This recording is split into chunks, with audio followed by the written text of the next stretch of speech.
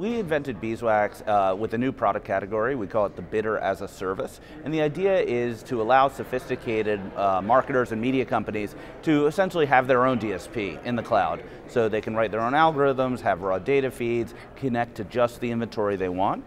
And it's been about 4 years and is pretty widely adopted among sophisticated media companies, especially in the video and TV space, as well as direct marketers who want to really get the most ROI from their ad spend.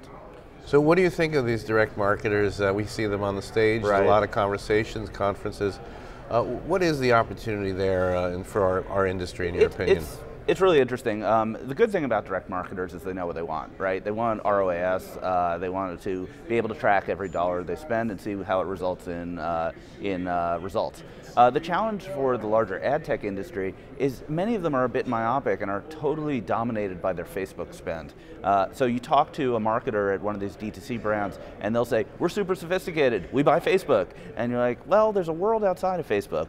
And it may be a little actually more complicated to measure and to execute, but it gives you reach you can't get when you're single channel media buying. Cool.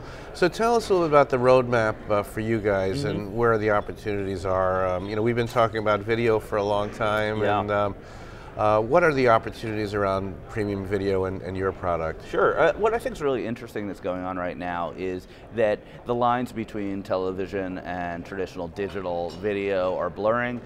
You have the incumbents in the television industry seeing declining viewership, and there's very little they can do about that. So they're starting to say, well, where else can we reach these consumers? On our apps, on other apps, through audience extension, through third parties. And that's a big part of what we're doing for video publishers, is saying, let's use your data to find these customers, whether they're on your owned and operated, audience extension, or partnerships. So I think that's the most interesting thing that's going on in video right now. Great, and what about the buy side and sort of the demand side, what you're seeing as they plug into your service? Sure. On the buy side, there's a lot of excitement around connected TV. The idea of reaching that consumer in the living room with that sight, sound, and motion, but doing it through programmatic is really exciting. I think people are taking that maybe a little bit too far. I made a joke on Twitter that a lot of people skipped mobile, right? So you went from desktop video, which has some pluses and minuses, to connected TV, and meanwhile there's a whole generation of consumers who are experiencing video advertising in-game, in-app, in mobile, and many brands forgot about that. So I think that's a missing opportunity for people to extend their reach. And some thoughts about the conference, some of the takeaways. It's just day one, but some conversations you've had, things you've heard from the stage. Sure, I mean, I love the IB conference. It's like getting the crew back together, everyone you've known for 20 years.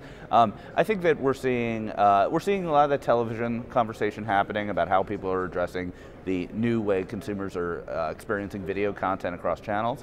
I think also the direct-to-consumer phenomenon, that's certainly what Randall has been expounding about, and adding brands to the IB membership is part of that. I think it's very interesting and exciting that we move away from kind of the more traditional large advertiser, large publisher dynamic to a more fragmented, complex environment. Great, great. And just tell us a little about your funding recently and what that means. Absolutely. We just raised a $15 million Series B round. It was led by Foundry, RRA, and Amasia. We're really grateful for that, and it's a very difficult environment to raise any money in ad tech, given the negativity around the sector in the financial markets. So we are taking that fund to grow, product, engineering, sales. We're also looking to expand more in our European presence, where we have 5 people in London currently, and as well as looking into Asia Pacific as a region we could put some people on the ground in.